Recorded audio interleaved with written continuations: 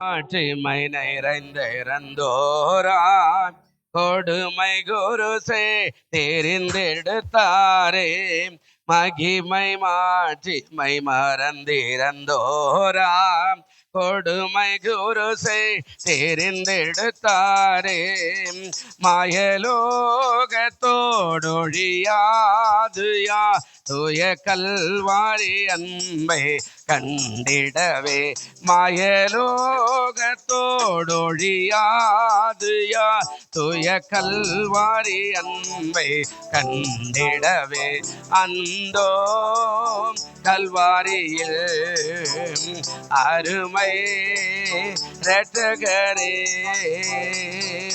திருமை அடைந்தே தொங்கினார் திருமை அடைந்தே தொங்கினார் அழகும் இல்லை சௌந்தர்யம் இல்லை அந்த கெடுத்தார் இந்தனை மீட்க அழகும் இல்லை சௌந்தர்யம் இல்லை அந்த கெடுத்தார் இந்தனை மீட்க பல நிந்தைகள் சுமந்தாலுமே 10,000 பேரிலும் சிறந்தவரே பல நிந்தைகள் சுமந்தாலுமே 10,000 பேர்கள் சிறந்தவரே அன்பே கல்வாரியில் அருமை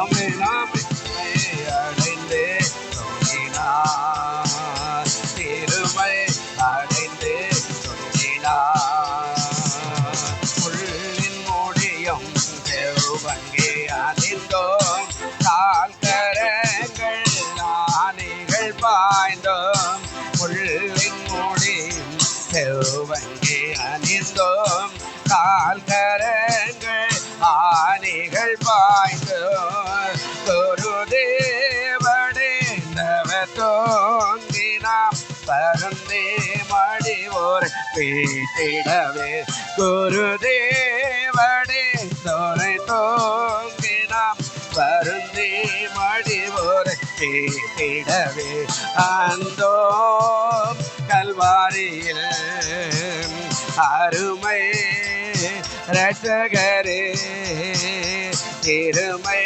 அடைந்தே தொங்கினார் திருமை அடைந்தே தொங்கினார் அதிசயம் இது இயேசுவின் தேகம் அதிலோ ஏன்பம் அன்பரின் தியானம் அதிசயம் இது இயேசுவின் நாமம் அதிலும் இன்போ அன்பரின் தியானம் அதையே நீயே நீதம் வாழுவேன் அவர் பாதையை நான் தொடர்ந்திடுவேன் அதையே நீயே நீதம் வாழுவேன் அவர் பாதையை நான் தொடர்ந்தே செல்வேன் அந்தோ கல்வாரியில் அருமை இரட்சகரே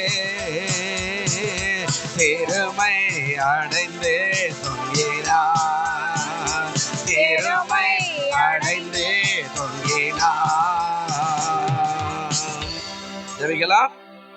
நன்றி ஆண்டவரே, மை துதிக்கிறோம், மை சோதரிக்கிறோம். அன்பின் தகப்பனை இந்த அருமையான ஆசீர்வாதிக்கப்பட்ட இந்த மனமகிழ்ச்சி நாளுக்காய் நன்றி செலுத்துகிறோம் ஆண்டவரே. இந்த நாளில கூட ஆண்டவரே உம்முடைய கரத்துல இந்த ஆராதனையை அர்ப்பணித்து ஜெபிக்கிறோம் ஆண்டவரே. இதுல தேவனுடைய வல்லமை பரிசுத்தம் அக்கினி அபிஷேகம் இறங்கி ஆண்டவரே ஆண்டு கொள்ளும்படியாய் ஜெபிக்கிறேன் ஐயா. பாடல்களுக்காய் மை துதிக்கிறோம். தேவ பிரசன்னம் இறங்கும்படியாய் ஸ்தோத்திரிக்கிறோம். கர்த்தருடைய வல்லமை இறங்கும்படியாய் துதிக்கிறோம் ஆண்டவரே. துதிகளின் மத்தியிலே வாசமா இருக்கிற தேவனே, துதிக்கு பாத்திரராய் இருக்கிறவரே மை துதிக்கிறோம். துதி ஆண்டவரே, அபிஷேக வல்லமைகளை ஊற்றி ஆண்டவரே வர்ஷிப்பை ஆசீர்வதிக்கும்படியாய் ஜெபிக்கிறேன் ஆண்டவரே. தேவனுடைய வார்த்தைகளுக்காய் மை துதிக்கிறேன். தேவ வல்லமை புறப்படும்படியாய் சோத்திரிக்கிறேன் ஆண்டவரே. சத்தியத்தை சத்தியத்தின்படி ஆண்டவரை கேட்க கர்த்தர் கிருபை செய்யும்படியாய் ஜெபிக்கிறேன். தடைகள் எல்லாம் மாற்றி ஆசீர்வதிங்க. காணிக்கையின் பகுதி, அறிவிப்பின் பகுதி எல்லாவற்றையும் உடைய கரத்துல அர்ப்பணிக்கிறேன் ஆண்டவரே. தேவனுடைய நாமம் மகிமை பெரும்படியாய் ஆண்டவரே, ஆவியானவரை திருவிருந்து பந்தியை கூட ஆசீர்வதிப்பீராக. உடைய வருகையை நினைவு கூர்ந்து உடைய உடன்படிக்கையில நிலைத்திருந்து ஆண்டவரே உம்முடைய நாமத்தை மகிமைப்படுத்த நிற்கிறியே செய்யும்படியாய் செபிக்கிறேன் ஐயா. தடைகள் எல்லாம் மாற்றி ஆசீர்வதித்து வழிநடத்துங்க, பெரிய காரியங்களை செய்யுங்க. தேவனுடைய நாமம் மட்டும் மகிமை பெறுவதாக. பரிசுத்த ஆவியானவர் ஆண்டு கொண்டு ஆளுகை செய்யுங்க. இயேசுவின் நாமத்தில் ஜெபிக்கிறோம் எங்கள் ஜீவனுள்ள பிதாவே, ஆமென். கிருபை எம்மை சூழ்ந்து கொள்ளும் தம் கிருபை, கர்த்தரில் மகிழ்வோம் களி கூர்ந்திடுவோம், கண்டடைந்தோம் கிருபை. கர்த்தரில் மகிழ்வோம் களி கூர்ந்திடுவோம், கண்டடைந்தோம் கிருபை. யோர்தானை கடந்து வந்தோம், எங்கள் இயேசுவின் பலன் அடைந்தோம். யோர்தானை கடந்து வந்தோம், எங்கள் இயேசுவின் பலன் அடைந்தோம். சேனையின் கர்த்தர் முன்னே நடந்தார், சோர்வின்றி காத்து கொண்டார். சேனையின் கர்த்தர் முன்னே நடந்தார், சோர்வின்றி காத்து கொண்டார். கிருபை எம்மை சூழ்ந்து கொள்ளும் தம் கிருபை, கர்த்தரில் மகிழ்வோம் களி கூர்ந்திடுவோம், கண்டடைந்தோம் கிருபை. கர்த்தரில் மகிழ்வோம் களி கூர்ந்திடுவோம், கண்டடைந்தோம் கிருபை. தேசமே பயப்படாதே, எங்கள் தேவன் கிரியைகள் செய்கிறார். தேசமே பயப்படாதே, எங்கள் தேவன் கிரியைகள் செய்கிறார். தேசத்தின் நன்மை சேமம் அருள்வார், தாசர்கள் வேண்டிடுவோம். தேசத்தின் நன்மை சேமம் அருள்வார், தாசர்கள் வேண்டிடுவோம். கிருபை எம்மை சூழ்ந்து கொள்ளும் தம் கிருபை, கர்த்தரில் மகிழ்வோம் களி கூர்ந்திடுவோம், கண்டடைந்தோம் கிருபை. கர்த்தரில் மகிழ்வோம் களி கூர்ந்திடுவோம், கண்டடைந்தோம் கிருபை. கர்த்தரின் வாண்டினிலே பெரும் காரியம் செய்திடுவார். கர்த்தரின் வாண்டினிலே பெரும் காரியம் செய்திடுவார். காத்திருந்த தேசம் வெள்ளம் தருவார், காத்திருந்தே அடைவோம். கால் வைக்கும் தேசம் இயேசு தருவார், காத்திருந்தே அடைவோம். கிருபை எம்மை சூழ்ந்து கொள்ளும் தம் கிருபை, கர்த்தரில் மகிழ்வோம் களி கூர்ந்திடுவோம், கண்டடைந்தோம் கிருபை. கர்த்தரில் மகிழ்வோம் களி கூர்ந்திடுவோம், கண்டடைந்தோம் கிருபை.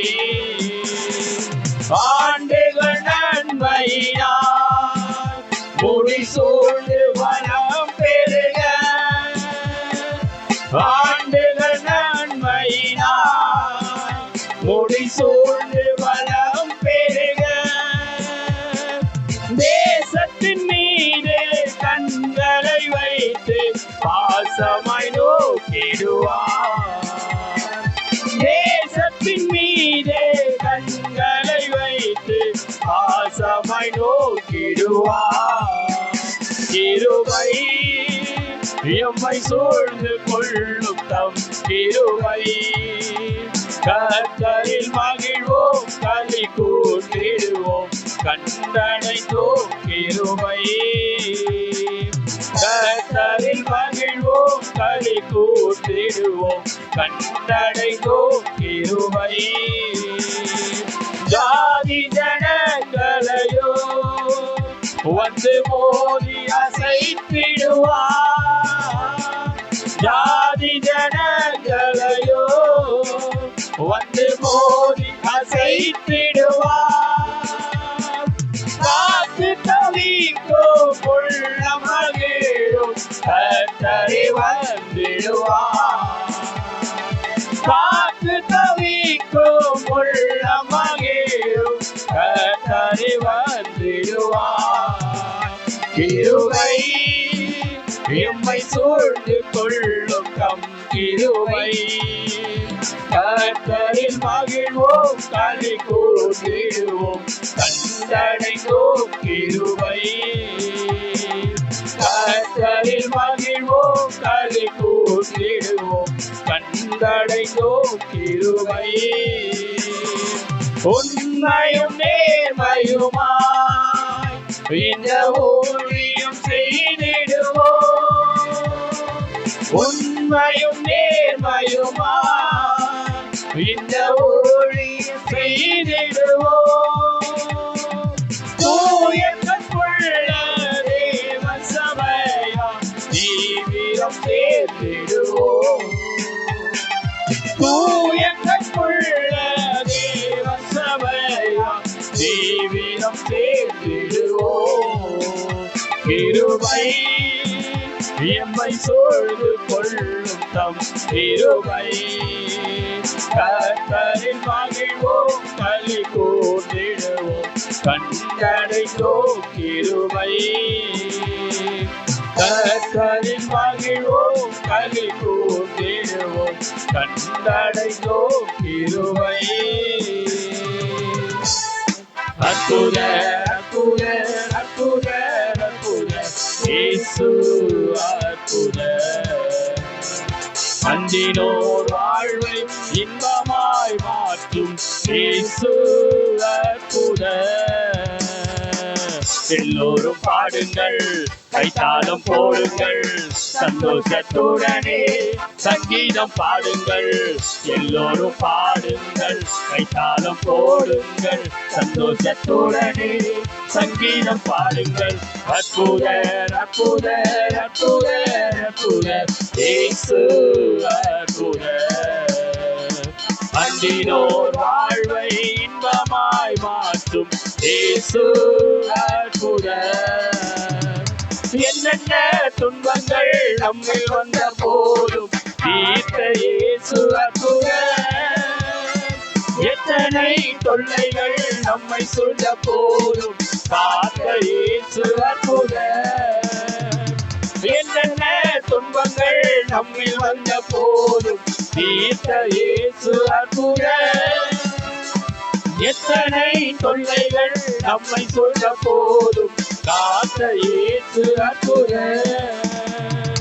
உலகத்தில் இருப்போரிலோ எங்களுக்கு பெரியவர் அற்புதரே. உலகத்தில் இருப்போரிலோ எங்களுக்கு பெரியவர் அற்புதரே. உண்மையாய் அவரை தேடும் யாவருக்கும் இயேசு அற்புதர். உண்மையாய் அவரை தேடும் யாவருக்கும் இயேசு அற்புதர். எல்லோரும் பாடுங்கள் கைத்தாளம் போடுங்கள் சந்தோஷத்துடனே சங்கீதம் பாடுங்கள். எல்லோரும் பாடுங்கள் கைத்தாளம் போடுங்கள் சந்தோஷத்துடனே சங்கீதம் பாடுங்கள். அற்புதர் அற்புதர் அற்புதர் அற்புதர் இயேசு அற்புதர். அன்றிலோர் வாழ்வை இன்பமாய் மாற்றும் இயேசு அற்புதர். வளைகடல் மேலே நடந்தவர் எங்கள் இயேசு அற்புதர். அகோர காற்றையும் அமைதிப்படுத்திய இயேசு அற்புதர். வளைகடல் மேலே நடந்தவர் எங்கள் இயேசு அற்புதர். அகோர காற்றையும் அமைதிப்படுத்திய இயேசு அற்புதர். அறைந்த அறைந்தன சிலுவையிலே ஆண்டவர் மரித்தார் அந்நாளிலே. அறைந்தன சிலுவையிலே ஆண்டவர் மரித்தார் அந்நாளிலே. ஆயினும் மூன்றாம் நாள் உயிருடன் எழுந்த இயேசு அற்புதர். ஆயினும் மூன்றாம் நாள் உயிருடன் எழுந்த இயேசு அற்புதர். எல்லோரும் பாடுங்கள், காலம் போடுங்கள், சந்தோஷத்துடனே சங்கீதம் பாடுங்கள். எல்லோரும் பாடுங்கள், கைகாலம் போடுங்கள், சந்தோஷத்துடனே சங்கீதம் பாடுங்கள். அற்புதர் அற்புதர் அற்புதர் அற்புதர் இயேசு அற்புதர். அன்றினோர் வாழ்வை இன்பமாய் மாற்றும் இயேசு அற்புதர். அற்புதர் அற்புதர் அற்புதர் அற்புதர் இயேசு அற்புதர். அன்றினோர் வாழ்வை இன்பமாய் மாற்றும் இயேசு அற்புதர். அல்லேலூயா. பாவத்தை பாராத சுத்த கண்ணீர் உனக்காகவும் எனக்காகவும் அடிக்கப்பட்ட அந்த தேவ ஆட்டுக்குட்டியானவரை நோக்கி இந்த காலவேளையில கூட 7 மாதங்களாய் கண்ணின் மணி போல பாதுகாத்த தெய்வம் 8வது மாதம் 2ஆம் தேதியில கொண்டு வந்து நிறுத்தின கிருபைக்காய் நன்றி சொல்லி ஆண்டவரே, அப்பா இந்த மாதம் முழுவதுமாய் உம்முடைய கிருபை, இந்த வாரம் முழுவதுமாய் உம்முடைய கிருபை தேவை ஆண்டவரே. உம்மை நன்றி உள்ள இருதயத்தோடு கூட உம்மை துதிக்கிற ஆண்டவரே. Praise the Lord. நன்றி ஆண்டவரே. அப்பா நீர் செய்த கிருபைக்காய் நன்றி என்று கூட சொல்லி, உம்முடைய தயவுக்காய் நன்றி என்று கூட சொல்லி ஆண்டவரே, இந்த 7 மாதமாய் பார்க்காத எங்களுடைய நண்பர்களோ உறவினர்களோ ஆண்டவரே மரித்து போயிருக்கலாம் ஆண்டவரே. ஆனா என்னை என் குடும்பத்தையும் நிறுத்தி உம்மை துதிக்கும்படியாய் நீர் செய்த இந்த கிருபைக்காய் நன்றி என்று கூட சொல்லி ஆண்டவரை நோக்கி வாதையின் கூடாரத்தை அணுகாதபடிக்கு காத்து வழி நடத்தின தேவாதி தேவரே உமக்கு நன்றி என்று சொல்லி ஹalleluya ரிபலமா சந்தரலபாலம் wonderful God, the glory God ஆண்டவரே. ஹalleluya. யெகோவா தேவனுக்கு 1000 நாமங்கள், எதை சொல்லி பாடிடுவே. என் கர்த்தாதி கர்த்தர் செய்த நன்மைகள் 1000 கரம் தட்டி பாடிடுவே. யெகோவா தேவனுக்கு 1000 நாமங்கள், எதை சொல்லி பாடிடுவே. என் கர்த்தாதி கர்த்தர் செய்த நன்மைகள் 1000 கரம் தட்டி பாடிடுவே. யெகோவா சாலோ, யெகோவா சாலோ, யெகோவா ருவா, யெகோவா ருவா, யெகோவா ரப்பா, யெகோவா சாலோ, யெகோவா ஷம்மா, யெகோவா ருவா, யெகோவா ரப்பா. யெகோவா தேவனுக்கு 1000 நாமங்கள், எதை சொல்லி பாடிடுவே. என் கர்த்தாதி கர்த்தர் செய்த நன்மைகள் 1000 கரம் தட்டி பாடிடுவே. எல்லோய்க்கு அல்லேலூயா, என்னை நீரே கண்டீரையா, ஏக்கமெல்லாம் தீர்த்தீரையா. நான் தாகத்தோடு வந்த போது ஜீவ தண்ணீர் எனக்கு தந்து தாகமெல்லாம் தீர்த்தீரையா. எல்லோய்க்கு அல்லேலூயா, என்னை நீரே கண்டீரையா, ஏக்கமெல்லாம் தீர்த்தீரையா. நான் தாகத்தோடு வந்த போது ஜீவ தண்ணீர் எனக்கு தந்து தாகமெல்லாம் தீர்த்தீரையா. யெகோவா சாலோ, யெகோவா ஷம்மா, யெகோவா ருவா, யெகோவா ரப்பா. எல்லா கரங்களை தட்டி யெகோவா சாலோ, யெகோவா ஷம்மா, யெகோவா ருவா, யெகோவா ரப்பா. யெகோவா தேவனுக்கு 1000 நாமங்கள், எதை சொல்லி பாடிடுவே. என் கர்த்தாதி கர்த்தர் செய்த நன்மைகள் 1000 கரம் தட்டி பாடிடுவே. எச்சராயும் நீங்களாக சர்வ வல்ல தேவனாக என்னையாலும் படருவீங்க. வினேசரும் நீங்க தாங்க, உதவி செய்யும் தேவனாக இன்றும் என்றும் காணுவீங்க. எச்சராயும் நீங்களாக சர்வ வல்ல தேவனாக என்னை என்றும் நடத்துவீங்க.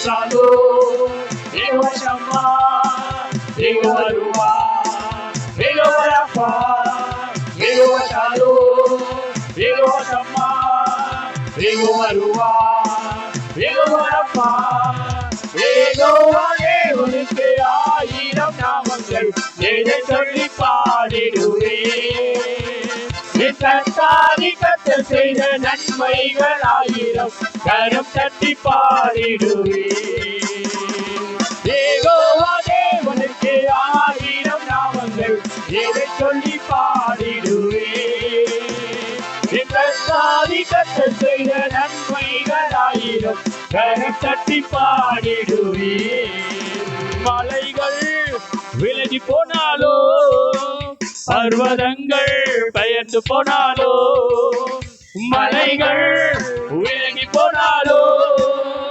பர்வதங்கள் பெயர்ந்து போனாலோ அவர் கிருபை அவர் இரக்கம் மாறாது என்ற வாழ்வியே அவர் கிருபை அவர் இரக்கம் மாறாது என்ற வாழ்வியே என்னை விட்டு விலகாத ஆண்டவர் என்னை ஒருபோதும் கைவிடாத சிநேகிதர் என்னை விட்டு விலகாத ஆண்டவர் என்னை ஒருபோதும் கைவிடாத சிநேகிதர் எனக்காக ஜீவன் தந்த ரட்சகர் என் வாழ்வில் என்று போதுமானவர் எனக்காக ஜீவன் தந்த ரட்சகர் என் வாழ்வில் என்று போதுமானவர் மலைகள் விலகி போனாலோ பர்வதங்கள் பயந்து போனாலோ மலைகள் விலகி போனாலோ பர்வதங்கள் பயந்து போனாலோ அவர் கிருபை அவர் இரக்கம் மாறாது என்ற வாழ்விலே அவர் கிருபை அவர் இரக்கம் மாறாது என்ற வாழ்விலே யெகோவா நீசி என்ற ஜெயமானவர் யெகோவா ஷம்மா என்னோடு இருப்பவர் யெகோவா நீசி என்ற ஜெயமானவர் யெகோவா ஷம்மா என்னோடு இருப்பவர் என் வாழ்வின் நம்பிக்கையானவர் என் வாழ்வில் என்று போதுமானவர் என் வாழ்வை நம்பிக்கையானவர் என் வாழ்வில் என்று போதுமானவர் மலைகள் விலகி போனாலோ பர்வதங்கள் பயந்து போனாலோ மலைகள் விலகி போனாலோ பர்வதங்கள் பயந்து போனாலோ அவர் கிருபை அவர் இரக்கம் மாறாது என்ற வாழ்விலே அவர் கிருபை அவர் இரக்கம் மாறாது என்ற வாழ்விலே என்னை விட்டு விலகாத ஆண்டவர் என்னை ஒருபோதும் கைவிடாத சிநேகிதர் என்னை விட்டு விலகாத ஆண்டவர் என்னை ஒருபோதும் கைவிடாத சிநேகிதர் எனக்காக ஜீவன் தந்த ரட்சகர் என் வாழ்வில் என்று போதுமானவர் எனக்காக ஜீவன் தந்த ரட்சகர் என் வாழ்வில் என்று போதுமானவர் மலைகள் விலகி போனாலோ பர்வதங்கள் பயந்து போனாலோ மலைகள் விலகி போனாலோ பர்வதங்கள் பயந்து போனாலோ அவர் கிருபை அவர் இரக்கம் மாறாது என்ற வாழ்விலே அவர் கிருபை அவர் இரக்கம் மாறாது என்ற வாழ்விலே இன்னத்தில் பூச்சிக்கு நல்ல வாழ்க்கை தந்தீரே என்னை நல்லவனாக்கி என்னை வைத்து கொண்டீரே இல்லத்தில் பூச்சிக்கு நல்ல வாழ்க்கை தந்தீரே என்னை நல்லவனாக்கி என்னை வைத்து கொண்டீரே ஓ நன்றி ஆண்டவரே எல்லாரும் ஆண்டவருடைய நாமத்தை நாம நன்றி நன்றி கரத்துல ஒப்பு கொடுக்கலாம் கரத்தை உயர்த்தி ஆண்டவருடைய கரத்துல ஒப்பு கொடுக்கலாம் எல்லாரும். ஹல்லேலூயா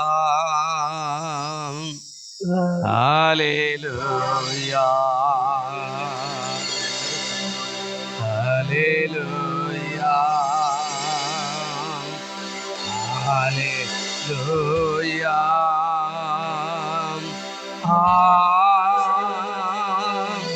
ஹல்லேலூயா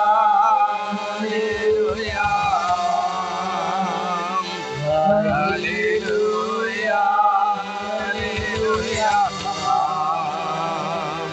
ஹல்லேலூயா ஹல்லேலூயா ஹல்லேலூயா. போகலாம். நீதிமொழிகள் என்ற புஸ்தகம் 23ஆம் அதிகாரம் 18வது வசனத்தை வாசிக்கலாம். நிச்சயமாகவே முடி உண்டு, உன்னுடைய நம்பிக்கை வீண் போகாது. ஹல்லேலூயா. நிச்சயமாகவே என்ன உண்டுங்க? என்ன உண்டுங்க? இப்ப கொஞ்சம் கற்பனை பண்ணி பார்த்து சொல்லுங்க. அதாவது கடந்த 7 மாதத்துல வந்த கஷ்டம், கவலை, பாடு, துன்பம், துயரம், வேதனை, விக்கினம், பொல்லாப்பு, சாபம் எல்லாவற்றுக்கும் ஒரு முடிவு உண்டாக்கி 8வது மாதத்துல என் நம்பிக்கை வீண் போகாம என்னையும் என் குடும்பத்தையும் என் வேலையும் என் வியாபாரத்தையும் என்னுடைய கையின் பிரயாசங்களும் என் உலக பிரகாரமான உச்சிதங்கள், என் ஆவிக்குரிய உச்சிதங்கள், உலக பிரகாரமான ஆசீர்வாதங்கள், ஆவிக்குரிய ஆசீர்வாதங்கள் எல்லாம் ஒருபோதும் வீண் போகாம எனக்கு கையளிக்க ஆண்டவர் வல்லவராய் இருக்கிறார். அல்லேலூயா. சொல்லுங்க அல்லேலூயா.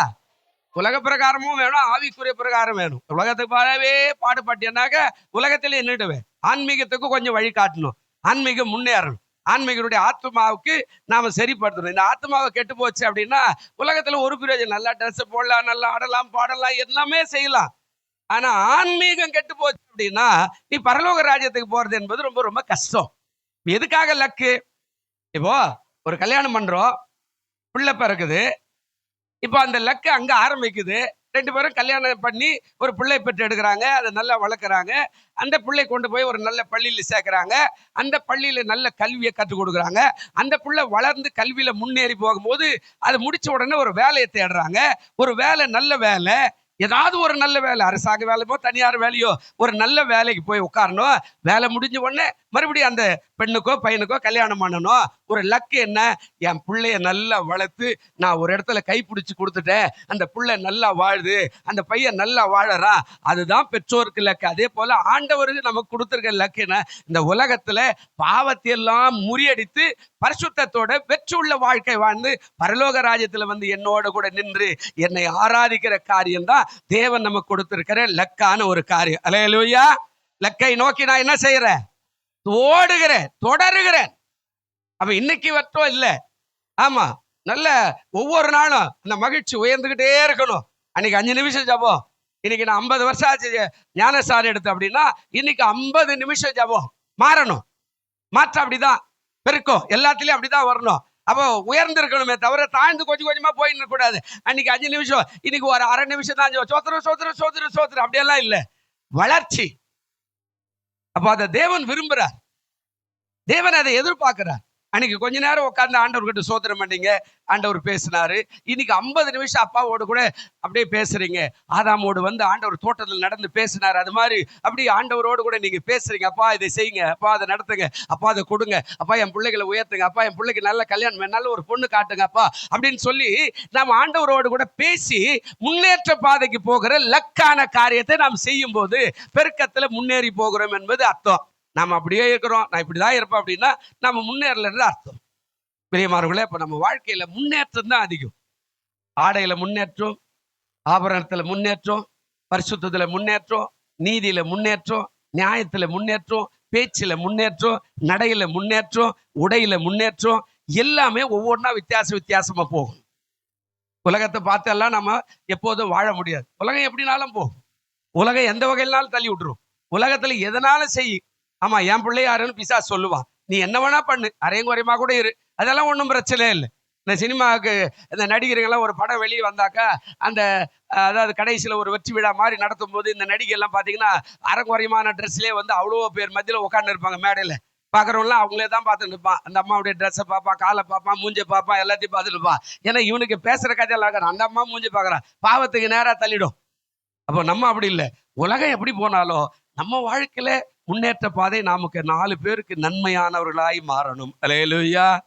யோபு சொல்லுவார், நீ பரிசுத்தமாய் வாழ்ந்தால் அவருக்கு என்ன லாபம், நீ உண்மையாய் வாழ்ந்தால் அவருக்கு என்ன லாபம், நீ உத்தமமாய் வாழ்ந்தால் அவருக்கு என்ன லாபம்?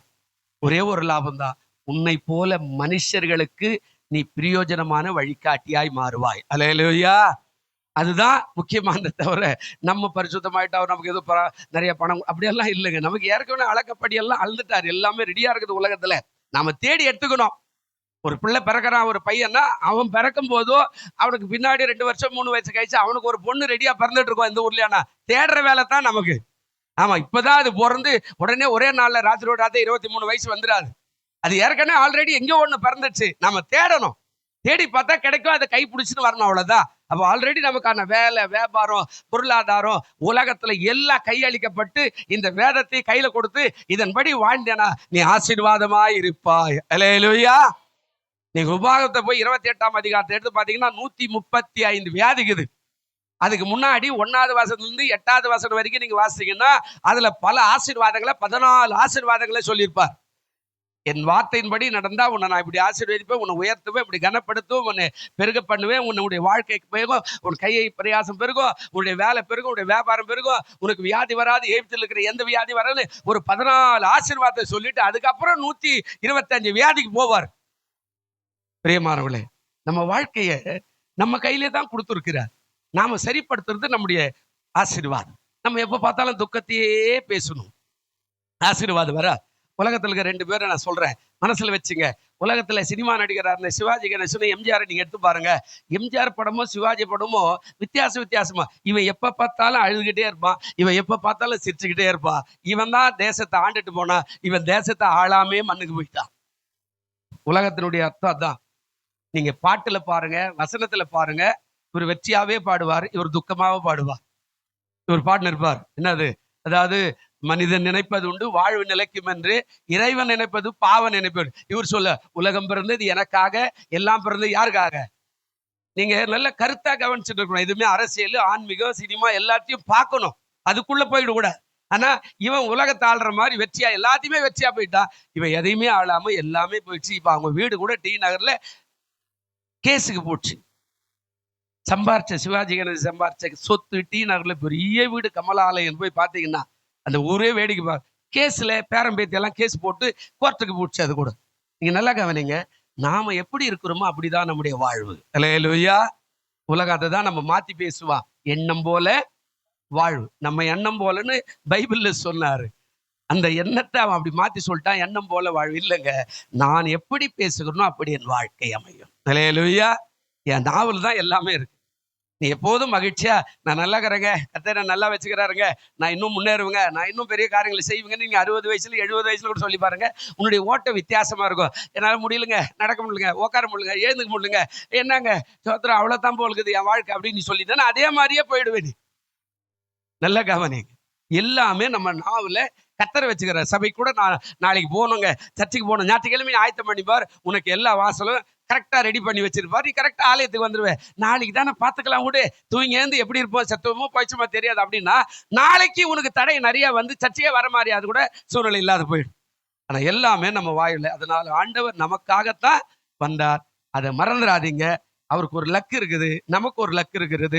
உலகத்துல முன்னேறணுமா, வேலைக்கு போகணுமா, பெரிய பெரிய வியாபாரம் போகணுமா, பெரிய பதவி வேணுமா, எல்லாத்தையும் பிடிச்சுக்க கர்த்தர் செய்ய வல்லவராய் இருக்கிறார். அல்லேலூயா. அதனால தான் சொன்னார், நிச்சயமாகவே முடிவுண்டு, நம்பிக்கை என்ன செய்யாதுங்க. நம்முடைய நம்பிக்கை ஒரு நாள் ஆண்டவர் வீண் போகிறதுக்கு இடமே தரமாட்டார். ஆமா, ஆண்டவருடைய நாமத்துக்கு மகிமை உண்டாகட்டும். நேற்று காலையில இதை குறித்து நிறைய காரியங்களை சொன்னோம். நம்பிக்கை, அதாவது துன்பப்பட்டவர், ஆமா, மீட்பை பெற்றவன், நன்மை பெற்றவன், தன் ஆத்துமாவை நலம் பெற வைத்தவன், இப்படி நிறைய காரியங்களை காலையில பார்த்து இன்னைக்கு ஒரு காரியத்தை நான் உங்களோட பகிர்ந்து கொள்ள போறேன். மத்தேயு 8ஆம் அதிகாரத்தை திறந்து கொள்ளுவோம். மத்தேயு 8ஆம் அதிகாரம். மத்தேயு 8ஆம் அதிகாரத்துல ஒரு மனுஷனை பார்க்க போகிறோம். யாராவது சத்தமா வாசிக்கக்கூடியவங்களா இருந்தாக்கா மத்தேயு 8ஆம் அதிகாரத்துல கர்த்தருடைய நாமத்துக்கு மகிமை உண்டாகட்டும். ஒரு பகுதியை நாம் வாசிக்கலாமே. ஆண்டவருடைய நாமத்துக்கு சோதர 5வது வசனத்திலிருந்து 13வது வசனம் வரையில யாராவது ஒருத்தர் வாசிப்போம்.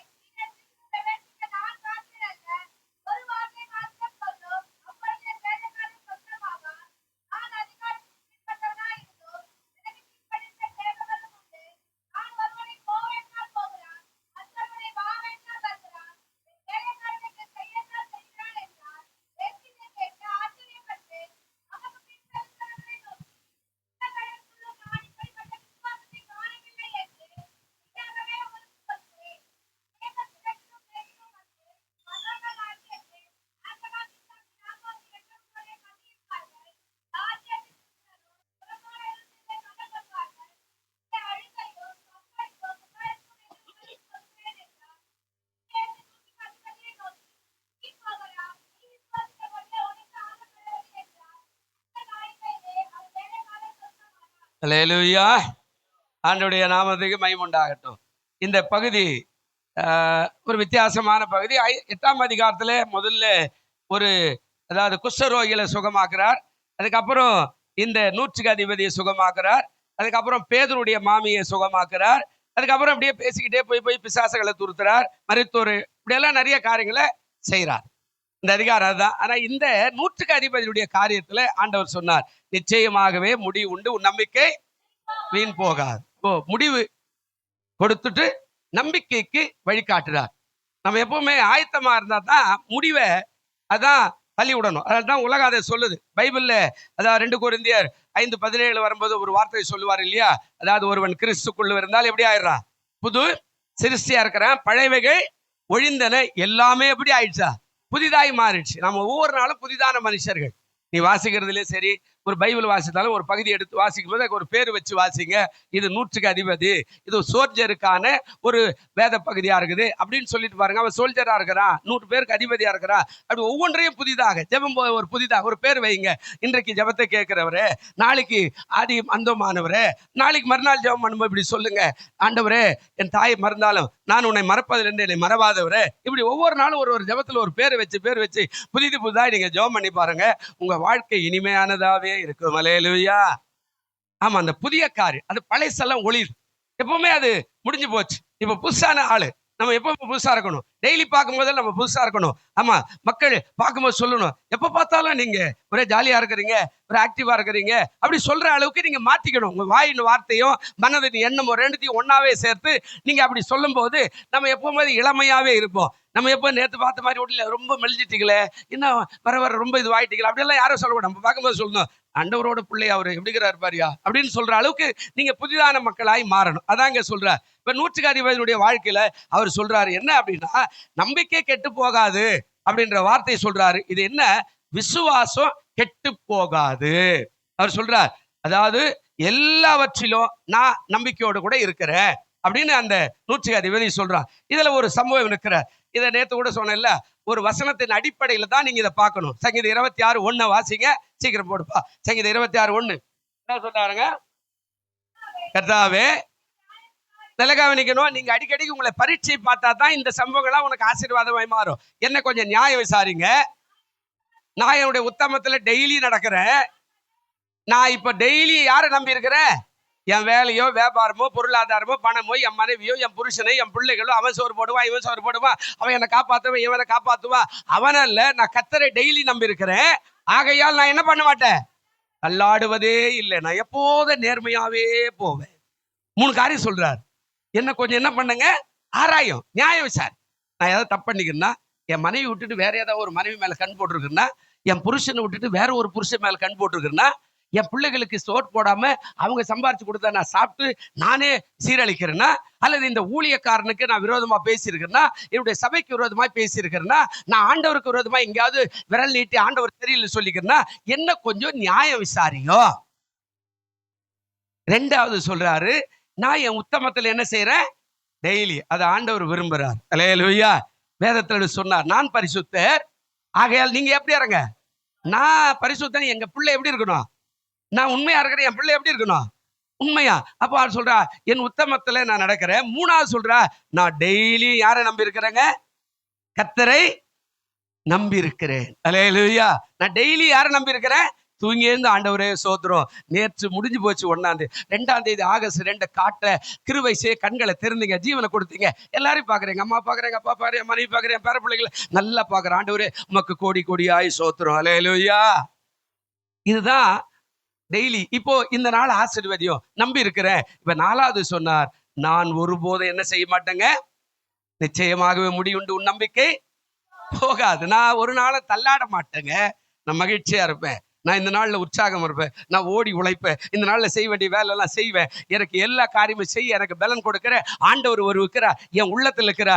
எனக்கு கொஞ்சம் நியாய விசாரணை கேட்டிருக்கிறேன், கொஞ்சம் விசாரிச்சு சரிப்படுத்துவார். இது சரியில்லை மகனே, இது சரியில்லை மகளே, இன்னொன்னு கொஞ்சம் ஓட்டத்தை சரியா போ. 2வது சொல்ற, உத்தமத்தில் நடக்கிறேன், கொஞ்சம் ஆராய்ந்து பாரு. நம்ம உட்பட பணம், பொருள், ஆகாரம், தேவை எல்லாத்துலயும் எப்படி இருக்கிறோம்? உத்தமமா இருக்கிறோமா? உண்மையா இருக்கிறோமா? சம்பாதிக்கிறத உண்மையாக செலவு பண்றோமா? வீணாக்கிறோமா? தேவையில்லாத காரியமா பண்றோமா? நான் உத்தமத்தில் இருக்கிறேன்னா கொஞ்சம் ஆராய்ஞ்சு பார்த்துங்க. அடிக்கடிக்கு ஆராயணும். அப்போ நம்ம வாழ்க்கையில நம்ம சேமிப்பு பண்றது கூட அது பிரயோஜனமா இருக்கும். அல்லேலூயா. கொஞ்சம் உத்தமம் ஆராய்ஞ்சு பார்.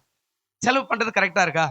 சபைக்கு ஒழுங்கா போறேன்னா, நான் விசுவாசி, ஜெபம் பண்றேன்னா, நான் மற்றவங்களுக்கு முன்மாதிரி இருக்கிறதுக்கு நான் வேத வாசிக்கிறேன்னா, நான் ட்ரெஸ் பண்ணும்போது, ஆலயத்துக்கு போகும்போது என் டைம் எப்படி இருக்குது பாருங்க. சரி, நான் ஆண்டவர் கொடுக்குறேன்னா, உண்மையா இருக்கேன்னா, நான் இந்த சபையில மெம்பரா இருக்கேன்னு, நான் இந்த சபையின் மெம்பர்னா நான் கொடுக்காது யார் கொடுப்பா? நான் தானே கொடுக்கணும். நான் கரெக்டா கொடுக்குறேன்னா. அல்லேலூயா.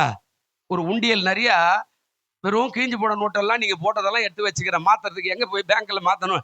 அது நேரமே எனக்கு ஞாபகம் வர மாட்டேன். ஒரு உண்டியல் நிறைய இருக்குது, எல்லாம் கிழிஞ்சு போன நோட்டு, 10 ரூபாய், 20 ரூபாய், 100 ரூபாய் எல்லாம் கிழிஞ்சு, அது ஒரு நைஞ்சு, அதை மாத்தறதுக்கே வழி இல்லாத, நம்பர் இல்லாத, வாரி வாரி. அப்ப நம்ம கொடுக்குற காணிக்கை சரியா உண்மையா கொடுக்குறேன்னா இது பிரயோஜனமா? இது மாத்த முடியலன்னா நீ போட்ட காணிக்கு பலன் வராது இல்ல. அப்ப நான் உண்மையா இருக்கிறேன்னா, இது எல்லாத்தையும் பார்த்துட்டு சொல்றாரு, நான் ஒருபோதும் என்ன செய்ய மாட்டேன். இந்த 3 காரியம் உன் வாழ்க்கையில இருந்தா உன்னை ஒருவனும் வீழ்த்தவே முடியாதுங்க. அல்லேலூயா. ஏன்னா அடுத்து உன்னை கை காட்ட வேண்டும். ஒரு நாளும் உட்காந்து ஆராய்ஞ்சு பாரு. நேத்து நான் எப்படி இருந்தேன், நான் இப்ப எப்படி இருக்கிறேன், நான் எல்லாத்தையும் சரியா இருக்கிறேன்னா ஆராய்ஞ்சு பார்த்தீங்கன்னா சரிப்படுத்திடுவோம். அவ்வளவுதான், முடிஞ்சு போச்சு. இதுக்கு மேல யாரும் நம்மளை கை காட்ட வேண்டிய சரியில்லைங்க, நீ சரியில்லை அதான் சொல்ல வேண்டிய அவசியமே கிடையாது. உத்தமம். ரொம்ப ஜாக்கிரதையா இருக்கணும். கர்த்தரை நம்புறேன், எல்லாத்துக்கும் நம்புறேன். ஆமா, கல்யாணம் வந்தாலும் நம்புறேன், கர்மாதி வந்தாலும் நம்புறேன், எப்பவுமே ஆண்டவரை நம்புறேன். ஆண்டவர் மேல நான் விசுவாசம் வச்சிருக்கிறேன். நமக்கெல்லாம் ஒரு தலைவலி வந்தா சர்ச்சைக்கே வர மாட்டேன்றோம். ஆனா நம்பிக்கை அவசியம். எப்போதுமே அவர்தான் எல்லாவற்றையும் செய்வார், நடத்துவார் அப்படின்ற நம்பிக்கை. தள்ளாட மாட்டேன். இதுல அர்த்தம் என்ன அப்படின்னா, இந்த காரியத்தின் அடிப்படையில் தான் இப்ப உள்ளவே போறோம். இந்த காரியம் இல்லை அப்படின்னா நீங்க இந்த வார்த்தையெல்லாம் நீங்க பிடிச்சுக்க ஒரு பிரயோஜனம் இல்லை. இந்த வார்த்தையின் அடிப்படையில் அவர் சொல்றாரு. என்ன சொல்றாரு? மத்தேயு 8ல இப்போ 100க்கு அதிபதி, அதாவது ரோம ராஜ்யத்துல தளபதி. ரோம ராஜ்யத்துல தளபதியா இருக்கிறவங்க நிறைய கட்டுப்பாடெல்லாம் உண்டு. அவ்வளவு சீக்கிரம் எல்லாம் ஒரு காரியமும் செய்ய முடியாது. ஆனா இவன் 100 பேருக்கு தளபதியா வச்சிருக்கிறாங்க. ரோம ராஜ்யத்துல இவன் ஒரு தளபதி. அசைக்க முடியாத பெரிய விசுவாசம் உள்ளவன் கடவுள் மேல, பிரஜாதியா. ஆனா அசைக்க முடியாத யெகோவா தேவன் மேல அவ்வளவு பெரிய விசுவாசத்தை வச்சிருந்தவன். 3வது சொல்றாரு, தனது வேலைக்காரனுக்காக விண்ணப்பம் பண்ணவன். அதாவது தாழ்மையாக, நான் எஜமா போனியா, டாக்டர் போனியா, என்ன சொன்னார், முஞ்சாவா, வேலைக்கு வரல போ, அவ்வளவுதான் அப்படின்ற மாதிரி எல்லாம் இல்லாம அவன் தன் வேலைக்காரருக்காகத்தான் இப்ப இயேசுவண்டை வருகிறான். தன் வேலைக்காரன் வியாதியா இருக்கிறான், அதாவது தன் வேலைக்காரனுக்காக விண்ணப்பம் பண்ணினா. அந்த வேலைக்காரனுக்கு என்ன வியாதி அப்படின்னா, வேதத்துல சொல்லி இருக்கிறது திமிர்வாதம். அப்படின்னா அதுக்கு அர்த்தம் என்ன போட்டிருக்கிறாங்கன்னா, முடக்குவாதம் என்று சொல்லப்படுகிற முடக்குவாதம். வேதத்துக்கு அர்த்தம் இருக்குது. இப்ப அவன் ரொம்ப கஷ்டப்படுறான், வேலை செய்ய முடியல, ஒவ்வொரு நாளும் படுத்துக்கிறான், ஒவ்வொரு நாளும் சோர்ந்து போறான், சாப்பிடறதே இல்லை. அவன் வியாதிக்காக நான் ஏதாவது பண்ணணும், நான் வைத்தியத்துக்கான பணம் எல்லாம் கொடுத்தேன், அதெல்லாம் சுகம் ஆகல, அதெல்லாம் செலவு பண்ணிட்டா, ஒண்ணு இல்லை. இப்ப ஒரே ஒரு காரியம் தான். என்ன? ஒருத்தர் சொல்றார், இயேசுவால முடியாது ஒன்றும் இல்ல. இப்போ அவன் அந்த தேசத்தை விட்டு இந்த தேசத்துக்கு பயணம் பண்றான். அங்க நடக்கிற காரியம் எல்லாம் உள்ள சொல்றேன்.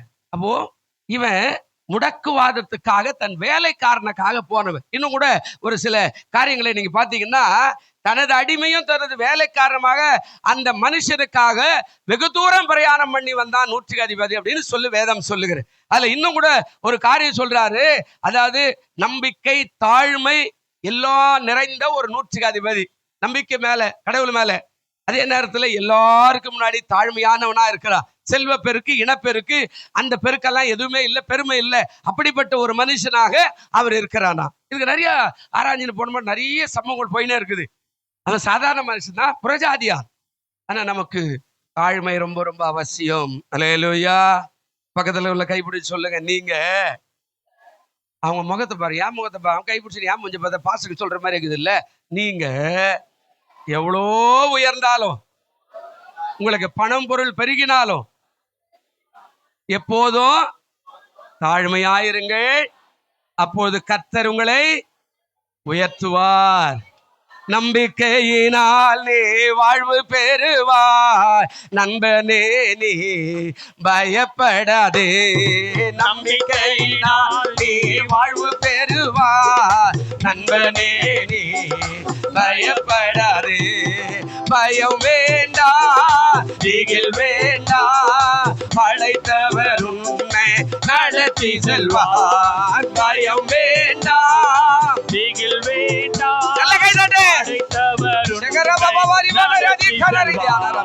நம்பிக்கையினால் நீ வாழ்வு பெறுவாய், நண்பனே நீ பயப்படாதே.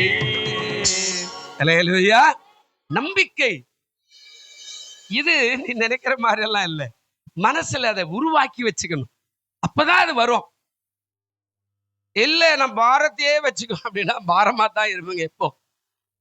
இப்போ இவன் நூற்றுக்கு அதிபதி வரான். கிட்டத்தட்ட 8 காரியத்தை இதுல இருந்து அப்படியே வேகமா முடிச்சிடுறேன். ஏன்னா ரொம்ப நேரம் போக முடியாது, தெரு வந்து இல்லையா. பாருங்க, இந்த நூற்றுக்கு அதிபதி தன் வேலைக்காரனுக்காக வரான். அந்த வியாதி முடக்குவாதம் என்று சொல்லப்படுகிற அந்த வியாதிக்காக இவன் கண்டுபிடிச்ச ஒரே ஒரு காரியம், நான் எவ்வளவு பணம் கொடுத்தாலும் அவன் செலவு செய்யறானே தவிர வியாதி மாறல. ஒரே ஒருவர் இருக்கிறார், அவர் பேர் என்ன? இயேசு. மத்தேயு 1:23 என்ன சொன்னாருங்க? இயேசு என்று பெயரிடுவாயாக. இயேசு என்றா யாரு? என்னங்க நீங்க ஒவ்வொரு கிறிஸ்துமஸுக்கும் பேசுறோம், என்ன விசுவாசிங்க நீங்க? என்னங்க சொன்னாரு? மத்தேயு 1:21 வாசிங்க. பேரிடுவாயாக, ஏனெனில் அவர் ஜனங்களின் பாவங்களை நீக்கி அவர்களை ரட்சிப்பார். ரட்சிக்கர் அப்படின்னா ரட்சகர், மீட்பர், மீட்டெடுக்கக்கூடியவர், பாவத்திலிருந்து விடுதலையாக்கக்கூடியவர். அதுதான். அதுலயே இன்னும் கொஞ்சம் போனீங்கன்னா, உள்ள போனீங்கன்னா, அவருக்கு இம்மானுவேல் என்று பெயருடையாக. இம்மானுவேல் என்றால் தேவன் யாரோட இருக்கிறாரு? நெஞ்சில கை வச்சு சொல்லுங்க, இயேசு என்னோட இத்தனை ஆண்டு, இத்தனை மாதம் என்னோட, என் வேலையோட, என் வியாபாரத்தோட, என் பிள்ளைகளோட, என் பொருளாதாரத்தோட, என் பிரயாணத்துல என்னோட இருக்கிறார். கரங்களை தட்டுமா? அல்லேலூயா. நம்மோடு இருக்கிறார். அதை உணர்த்தணும். சும்மா ஏதோ கதையெல்லாம் சொல்லக்கூடாது. என்னோட இருக்கிறார். அப்போ இயேசுனா யார்? அவன் கண்டுபிடிச்சா. யாரோ ஒருத்தர் சொன்னா, இயேசு வந்து போனேன்னா உனக்கு சுகம் தருவார், வேலைக்காரனுக்கு சுகம் கொடுப்பாரு. அந்த கண்டுபிடிச்சுதான் நூற்றுக்கு அதிபதி பிரயாணம் பண்ணி ஆண்டவரிடத்துல வந்து ஆண்டவர்கிட்ட கேட்கிறான். அந்த காரியத்துக்காக அவன் கேட்கும் போது அவன் கேட்ட காரியத்தெல்லாம் பார்ப்போம். இப்போ பாருங்க, இப்போ 8ஆம் அதிகாரத்துல 1-5வது வசனம் வாசிங்க. என்ன சொல்றாரு பாருங்க. 8ஆம் அதிகாரம் 5வது வசனத்துல, இயேசு கப்பர்நகூமில் பிரவேசித்த போது நூற்றுக்கு அதிபதி ஒருவன் அவரிடத்துல என்ன செய்தா? வந்து. நல்லா கவனிக்கணும், கடவுள் எப்போதும் நம்மகிட்டயும் வருவார். ஆனா நாமும் அவரிடத்துல போவதற்கு அன்றாட பிரயாசப்படணும். நாம் அவர்கிட்ட என்ன செய்யணுங்க? அன்றாடம் அவரிடத்துல போவதற்கு பிரயாசப்படணும். ஆண்டவர் சொன்னார், வருத்தப்பட்டு பாரம் சுமக்கிறவர்களே நீங்கள் எல்லாரும் என்னிடத்துல, மத்தேயு 11:28 சொல்றார், நீங்க எல்லாரும் என்னிடத்துல என்ன செய்யுங்க? வாருங்கள், நான் உங்களுக்கு என்ன கொடுக்குறேன்? இளைப்பாரு. அப்போ வாருங்களை அழைச்சத நூற்றுக்கு அதிபதி கண்டுபிடிச்சிட்டா. அதனால அவர் நம்ம கிட்ட வர வேண்டாம், நாம தான் முதலாவது அவர்கிட்ட போனோம். பிரியமானவர்களே, நாம தான் எப்போதும் தாழ்மையோட ஆண்டவரிடத்துல ஒவ்வொரு நாளும் நீ கடந்து போகணும். அதை மறந்து விடாதே. அல்லேலூயா. அவர் ஆண்டவர்னா அவர் சொன்னார், வாங்கல சர்ச்சில் ஜெபம் பண்றோம், உங்களை ஆண்டவர் ஆசீர்வதிப்பார் அப்படின்னா, இல்ல முதலாவது அவர் என்னிடத்துல வந்து என் உள்ளத்துல வந்து என் குடி அவர் நிறுத்திட்டாருன்னா நான் வந்துடுவேன். நீ சாகர வரைக்கும் வரமாட்டேன் போய் அன்ட்டு. அவர் என் மேல கோபப்பட்டார். சொன்ன, இல்ல இதெல்லாம் விடண்டாவாதம். நீ முதல்ல வா, அவர் உன்னை மாத்துவாரு. அவர் என் உள்ளத்துக்கு வரணும், அவர் என் குடியை நிறுத்தணும். யாரு குடியை நிறுத்துறதுன்னா ஏசுனார் வாங்கி வாங்கி பாட்டில் ஊத்துறாரு கையில, நீ குடிச்சு மகனே நல்லா குடிப்பா முன்னேறி. அதெல்லாம் இல்ல. ஒரு தட்டு தட்டினார்னா மூக்குலி வாயில ரத்தம் வந்தா வாழ்நாள் முழுசா அந்த பக்கமே திறம மாட்டேன். வேதம் அப்படிதான் சொல்லுது. நான் ஆண்டவர் சொல்றாரு, என்ன சொல்றாரு, நான் இல்ல, நீ என்னிடத்துல தினம் தினம் வருவாயானா உன்னை நான் ஆசீர்வதிக்க வல்லவரா இருக்கிறேன். அல்லேலூயா. யோவான் 6:38 சொல்லும் போது ஒரு வார்த்தை சொன்னாரு, என்னிடத்துல வருகிறவனை புறம்பே என்ன செய்ய மாட்டேன், தள்ளுவது கிடையாது. யாரா இருந்தாலும், எப்பேற்பட்ட வியாதியா இருந்தாலும், என்னிடத்துல எவன் வந்தாலும் அவனை நான் புறம்பே தள்ள மாட்டேன் அப்படின்னு வாக்கு கொடுத்திருக்கிறாரு. அதை அறிந்துதான் அவன் 100க்கு அதிபதி இயேசுவிடத்துல வந்தா. முதலாவது காரியம். அப்போ நாம எப்போ இயேசு அண்டை தேவ சமூகத்துல வருவதற்கு ஆயத்தமா இருக்கணும். தாவீது அதை அடிக்கடி சொல்லுவார். 3ஆம் அதிகாரம் 5வது வசனம் கூட சொல்லுவார். அம்மா என்ன சொல்ல, பொழுது எப்பொழுது விடியும் என்று நான் ஜாமக்காரரை போல நான் என்ன செய்யறேன், காத்திருக்கிறேன். அழகா பேசுவார். இந்த 5ஆம் அதிகாரம் 3வது வசனத்துல என்ன சொல்ல வர்றாரு அப்படின்னா, காத்திருக்க, கடவுளோட பேச, கடவுள் என்னோட பேச, கடவுள் எனக்கு உதவி செய்ய. இப்ப இந்த சங்கீதக்காரர் நிறைய இடத்துல அதெல்லாம் சொல்லுவார், நிறைய இடத்துல அந்த வார்த்தையெல்லாம் சொல்லுவார். இப்ப என்ன சொல்றாரு, கர்த்தருடைய நாமத்துக்கு மைமுண்டாட்டும், இந்த காரியத்தின்படி நாம் அவரிடத்துல பிரவேசிக்க ஆயத்தமா இருக்கணும். நாம அவர் வரட்டும், அவர் முஞ்சா கொடுக்கட்டும், அவர் முஞ்சா என்ன தேட்டோம், அவர் முஞ்சா அதெல்லாம் நாம மாத்திட்டு தாழ்மையோட அவரோடு கூட இணக்கமா இருக்கிறதுக்கு முதலாவது அவரை தினம் தினம் தேட வேண்டியது நீங்களும் நானும் தான். தேடும் போது கர்த்தர் நம்மை ஆசீர்வதிப்பார். அல்லேலூயா. 100க்கு அதிபதி அதை செய்தார். 2வது காரியம் 8:6 சொல்றாரு. என்ன சொல்றாருங்க, 8ஆம் அதிகாரத்துல 6வது வசனத்துல, ஆண்டவரே என்னுடைய வேலைக்காரன் எப்படி இருக்கிறான், திமிர்வாதமாய் கிடந்து கொடிய வேதனைப்படுகிறான் என்று அவர் என்ன செய்தார். யாருக்கு வரும் இந்த எண்ணம், நமக்கே வேண்டுதல் செய்யறதுக்கு மனசு வரல, வேலைக்காரனுக்காக ஒரு எஜமான் போய் கேட்கிறானா, இதை விட பெரிய பாக்கியம் என்ன. அல்லேலூயா சொல்லுங்க. அல்லேலூயா. அதனால தாங்க 100க்கு அதிபதி பேர் பைபிள்ல எழுதினாரு. யோசிச்சு பாருங்க, அவன் கொடிய வேதனை பண்றான். அது முடக்குவாது ரொம்ப கஷ்டம். கை வரல, கால் வரல, நரம்பு வரல, எலும்பு வரல, விரல் நீட்ட முடியல, படுக்க முடியல, நிறைய. அவன் பார்த்துட்டு தன் வேலைக்காரனுக்காக மனம் இறங்கி வந்தானே, அதுதான் இங்க சொல்றாரு. அவன் மேல இருக்கிற அந்த நம்பிக்கை ஒரு பக்கம் இருந்தாலும், அவன் அந்த மனுஷன் மேல வச்ச அன்பு, நம்ம கூட அன்பு கண்டிப்பாய் தேவை. நமக்கு அன்பு இருந்தா நம்ம ஒவ்வொரு நாளும் தேசத்தை ஆசீர்வதின்னு சொல்லி ஜெபம் பண்ணுவோம், பக்கத்து வீட்டுக்காரன் ஆசீர்வதின்னு ஜெபம் பண்ணுவோம். ஏன் சொன்னாரு, உங்கள் சத்துருக்களை சிநேகின்னு சொன்னாரு, அவர்களுக்காக ஜெபம் பண்ணுவோம். எல்லாமே அந்த அன்பு தான். ஏன்னா 1 கொரிந்தியர் 13ஆம் அதிகாரத்துல நிறைய பாத்தீங்கன்னா ஒரு சம்பவம் இருக்கும். அதுல அன்பு தன்னை புகழாது, அன்பு இருமாப்பு அடையாது, அன்பு தன்னை ஏமாத்தாது, அன்பு சகலத்தையும் தாங்கும், அன்பு சகலத்தையும் என்ன செய்யும், சகிக்கும், அன்புக்கு பொறாமை இல்லை அப்படின்னு வர நிறைய அதிகாரம் 5வது வசனத்துல, அதாவது 1 கொரிந்தியர் 13 நிறைய வரும். அப்போ அன்பு உள்ளவனா இருந்தா எதையும் செய்யக்கூடிய பாக்கியம் உள்ள விசுவாசியா நீ இருப்ப. அல்லேலூயா சொல்லுங்க. அல்லேலூயா.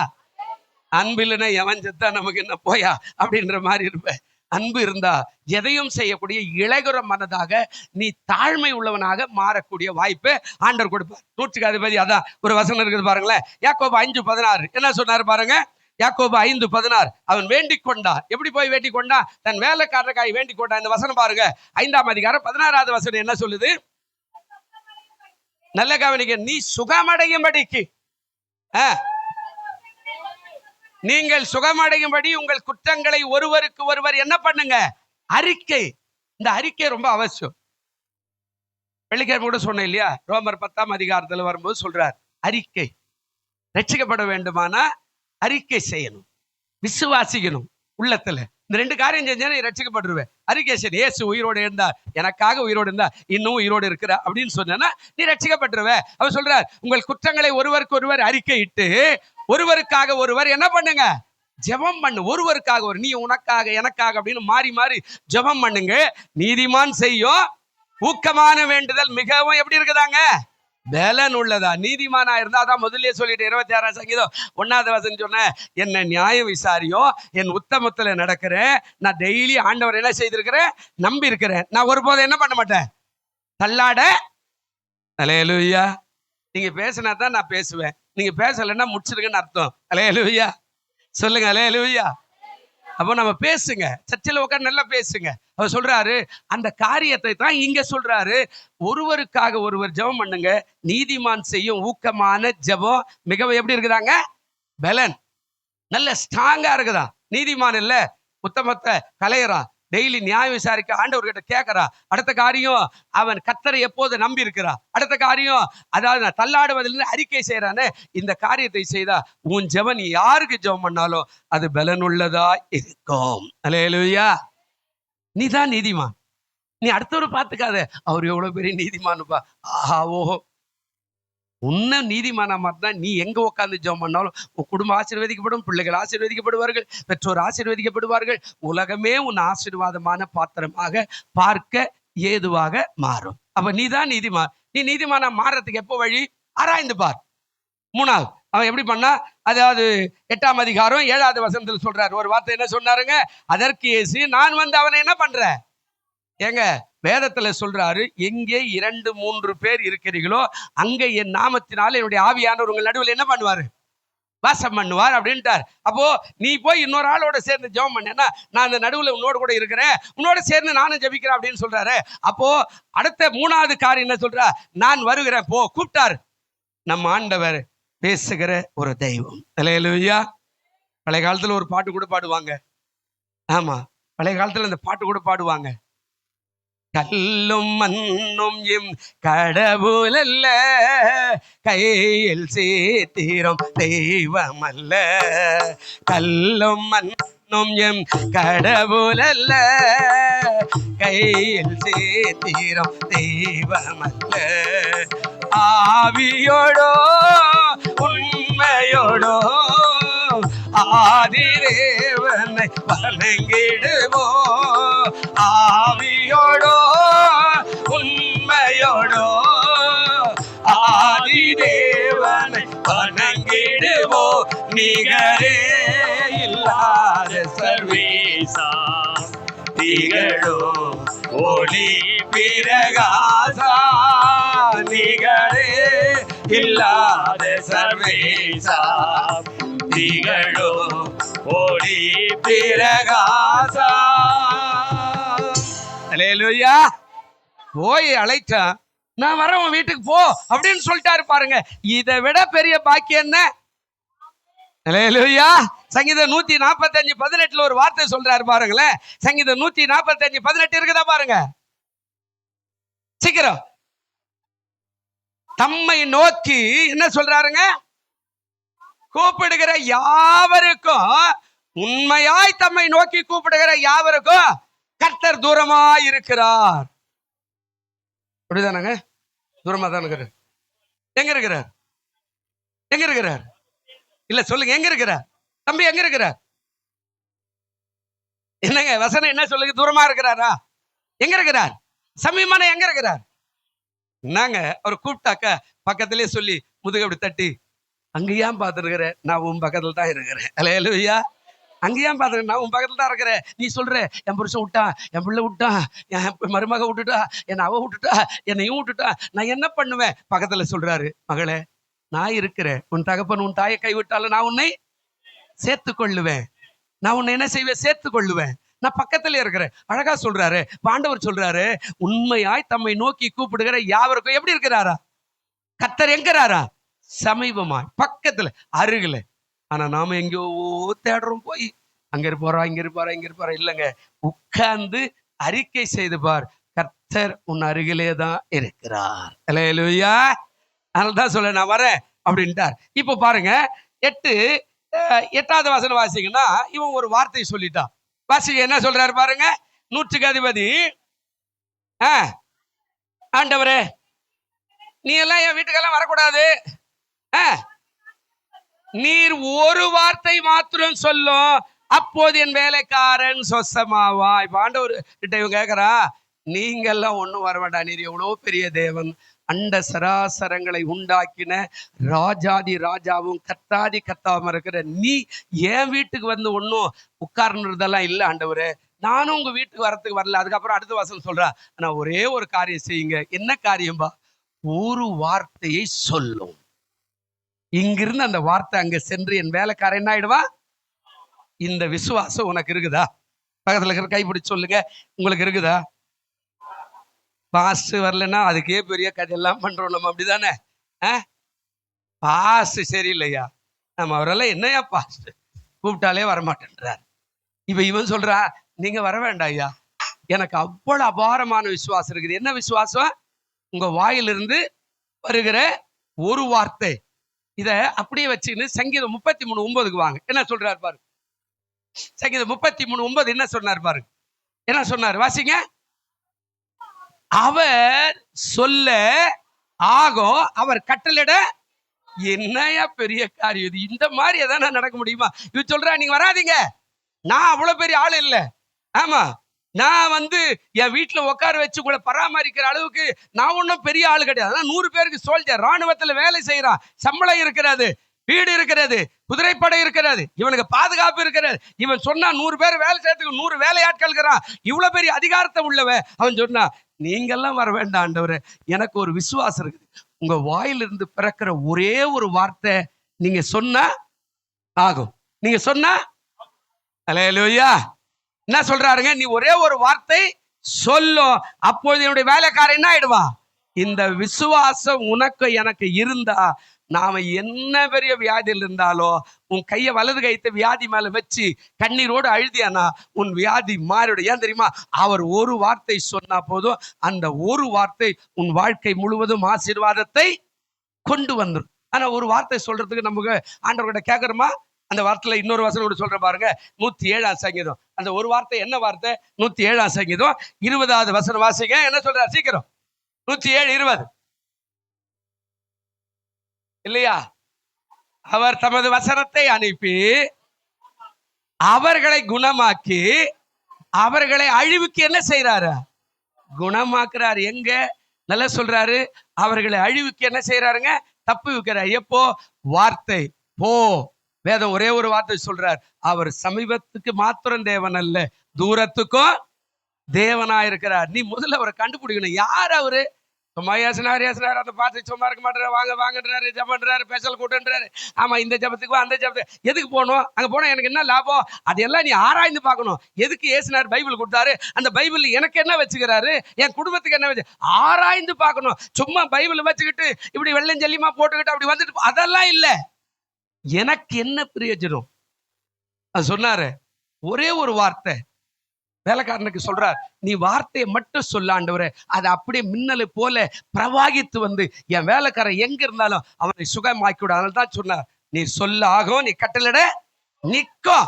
அவர் சொன்ன வியாதி மாறிடும். இங்க சொல்றார், அவர் தமது வசனத்தை அனுப்புறார். வாயிலிருந்து ஒரு வார்த்தை ஏசாயாவில் உள்ள போன நேரம் ஆயிடும். அவர் சொல்றார், நான் அனுப்புகிற வார்த்தை, நான் என்ன நினைக்கிறேன்னு அதை செய்து அது என்னிடத்துல என்ன செய்யும்? திரும்பி வராது. வெறுமையா என்னிடத்துல என்ன செய்யாது? வராது. நான் என்ன காரியம் அனுப்புறோம் அதை செய்துதான் அந்த வார்த்தை என்னிடத்துல வருமே தவிர சும்மா போய் அப்படியே ஊர் மாதிரி காந்தி கணக்கு மாதிரி போய் திருப்பி அங்கிட்டே வந்துட்டு வாங்கி வச்சு அப்படியெல்லாம் இல்லை. என் வாயிலிருந்து அனுப்புனா அது அந்த பூலோகத்தையோ மேலோகத்தையோ பிரளயமாய் மாற்றி விட்டு தான் அது வருமே தவிர அது வெறுமனே இடத்துல வராது. அப்படின்னா வார்த்தைக்கு எவ்வளவு விசுவாசம்.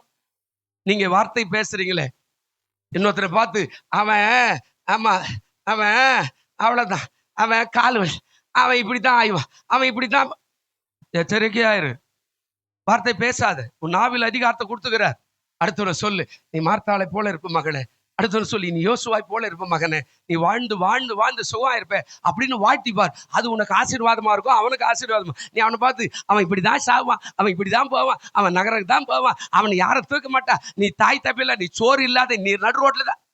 இந்த மாதிரி வார்த்தையெல்லாம் கிறிஸ்துவனா இருக்கிற உன் வாழ்க்கையில எப்பவுமே வரவே கூடாது. அல்லேலூயா.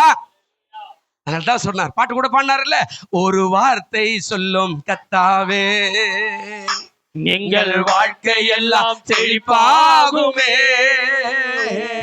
விசுவாசமா பாடு. வார்த்தை சொல்லும் கர்த்தாவே, விசுவாசமா பாடு. உம் வார்த்தையிலே சுகம், உம் வார்த்தையிலே மதுரம், உம் வார்த்தையிலே சுகம், உம் வார்த்தையிலே சுகம். ஒரு வார்த்தை சொன்னால் எல்லாம் சந்தோஷம், ஒரு வார்த்தை சொன்னால் எல்லாம் சந்தோஷம்.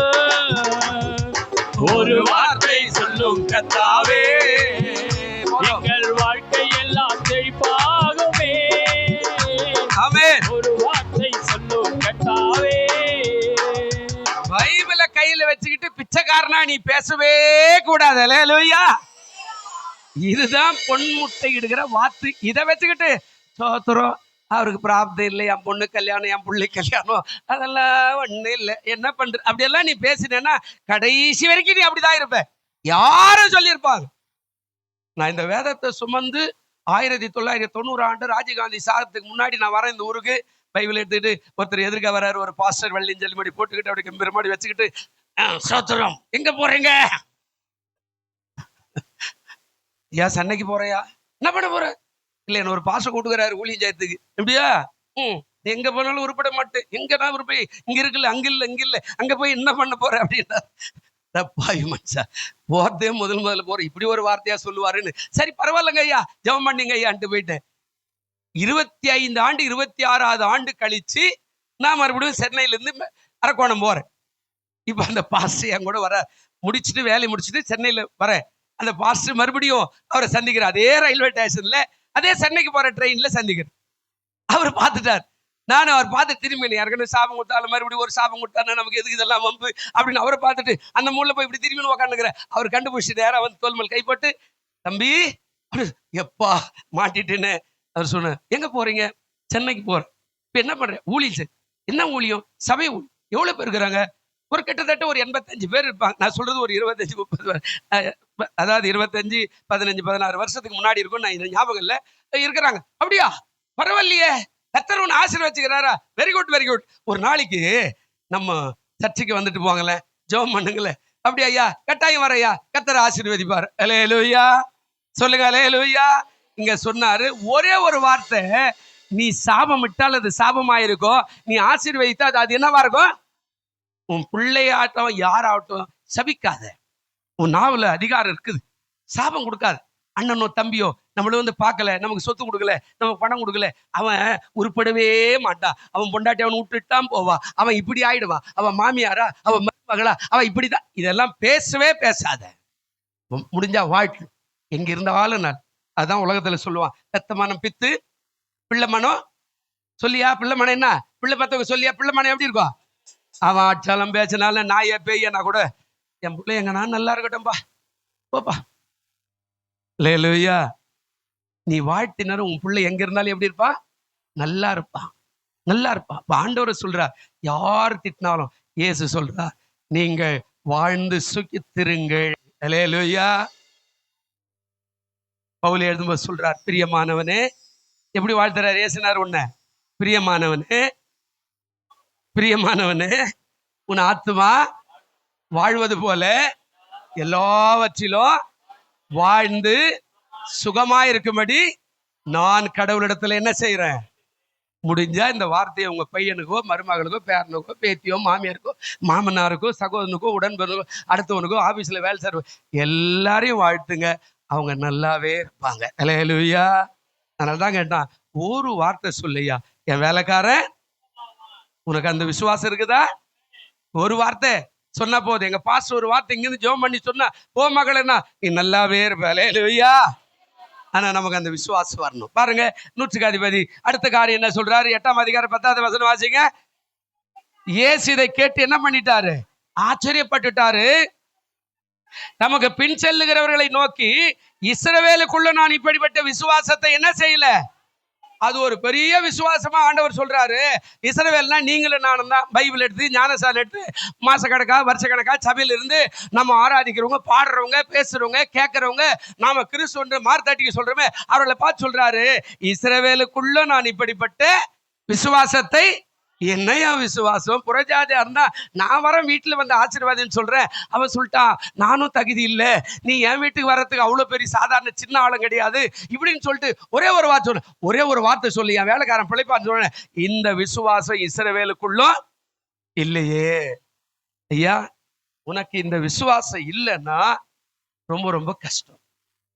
நாம ஆண்டவர் பிள்ளை, ஆண்டவர் அறிஞ்சோம், வேதத்தை கையில வச்சுக்கிறோம். பாருங்க, அது ஆண்டவரே சொல்றார். மத்தேயு சுவிசேஷம் 15ஆம் அதிகாரம் 28வது வசனத்துல அவனுடைய வார்த்தை பார்த்து சொல்றாரு, உனக்கு இருந்த விசுவாசம் எப்படிப்பட்ட விசுவாசம் வாசிங்க.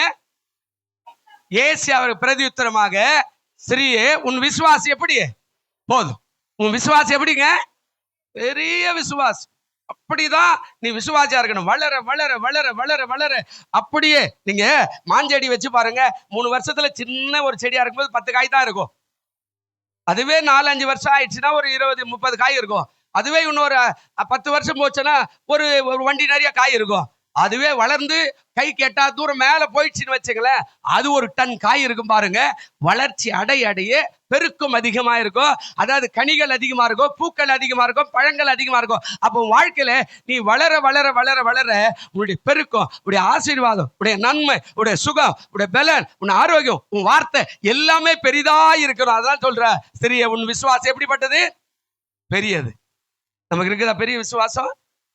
பெரிய விசுவாசம். சின்ன விசுவாசமே நம்ம வச்சுக்கணும். எப்ப பார்த்தாலும் அடுத்தவனை சாபம் கொடுக்கறது, அடுத்தவனை அழிஞ்சு போடுறது, அடுத்தவனை இப்படி பண்றது, அடுத்தவனை அப்படி இது மாதிரி எல்லாம் இருக்கக்கூடாது. எப்பவுமே பெரிய விசுவாசம். கர்த்தர் பார்த்துக்குவார். அல்லேலூயா. சிம்பிளா ஒரே ஒரு வார்த்தை, கர்த்தர் பார்த்துக்குவாரியா? ஆமா, கர்த்தர் என்ன செய்வாருங்க? பார்த்துக்குவாரு. ஒன்றும் பிரச்சனை இல்லை, கர்த்தர் பார்த்துக்குவார். ஒரே ஒரு வார்த்தை தான், அவர் எல்லாவற்றையும் செய்வார். அல்லேலூயா. எல்லாத்தையும் அவர் பார்த்துக்குவாரு. முடிஞ்சு போச்சு. வளர்ச்சி அடையும் போது இதுதான் நீங்க பேசணும். வளரும் போது சின்ன பிள்ளை மாதிரியே முரட்டாட்டம் பண்ணிக்கின்னு குறை பேசிக்கிட்டு, ஆமா அந்த சின்ன பசங்க சண்டை போடுற மாதிரி சண்டை போட்டுக்கிட்டு எல்லாத்துக்கும் சண்டை போட்டு அதெல்லாம் நீ இருந்தேன்னா நீ இன்னும் வளரல. வளர்ந்த போது பார்த்துக்குவாரு. அவர் பவுல் சொன்னாரு, பாருங்க, நாங்கள் துடைத்து போடுகிற அதே கந்தையை போல மாறினோம். நான் உங்களுக்காக நான் எப்படி ஆயிட்டேன்? துடைத்து போடுகிற கந்தை போலனா அந்த அளவுக்கு நான் உனக்கு சர்வெண்ட் ஆயிட்டேன். ஒன்றும் பிரச்சனை, அவர் பார்த்துக்குவாரு. அல்லேலூயா. அப்ப பெரிய விசுவாசம் உள்ளவனா இருக்கணும். சின்ன விசுவாசமா இருக்க, இது சொத்து அது சொத்து அது சொத்து அதெல்லாம் இல்லை. ஒரு குடும்பத்தை எப்படி நடத்துறியோ அது மாதிரி தான் சபை. ஒரு சபை எப்படி நடத்த முடியாத கஷ்டமா இருக்குதோ அப்படிதான் கம்பெனி. அந்த கம்பெனி எப்படி நடத்த முடியாது அப்படிதான் அரசாங்க காரியம், அரசாட்சி. ஒவ்வொன்றுத்துக்கும் அவனுக்கு பிரச்சனை, அவனுக்கு என்ன பிரச்சனை தெரியாது. அது நடத்துறதெல்லாம் ரொம்ப பெரிய கஷ்டம். அப்போ அடுத்தவங்கள சிம்பிளா சொல்றான், அவன் சரியில்லையா, இவன் சரியில்லையா, இந்த ஆள் சரியில்லையா, அவன் சரி கிடையாது, அவன் குடும்பத்தை நடத்த லாக்கி இல்லையா, அப்படியெல்லாம் சொல்லக்கூடாது. நாம எல்லாத்தையும் அவர் பார்த்துக்குவார். அதுதான் சொன்னார், 8வது பெரிய விசுவாசம். 8வது வசனம் 11வது வசனம் வாசிங்க. 8ஆம் அதிகாரம் 11 சொல்றாரு,